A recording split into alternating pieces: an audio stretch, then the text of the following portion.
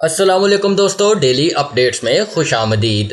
दोस्तों, Pakistan showbiz industry की मारूफ जोड़ी गुलकार फलक शबीर और अदाकारा सारा खान की शादी अक्सर ही सोशल मीडिया की तवज्जो का मरकज बनी रहती है। अब आखिरकार इस हवाले से सारा खान का रद्द-ए-अमल सामने आ गया है। जब से सारा और फलक की शादी हुई है तब से ही उनके मदाहों को ये जानने में काफी दिलचस्पी है कि इस मशहूर जोड़ी ने अपनी शादीशुदा जिंदगी के बारे में सोशल मीडिया पर इतना खुलकर बात करने का इंतखाब क्यों किया। सारा खान ने अपने एक हालिया इंटरव्यू में इस हवाले से बात करते हुए कहा कि लोग मुझसे पूछते हैं कि मैंने अपनी शादी को इतना पब्लिक क्यों किया।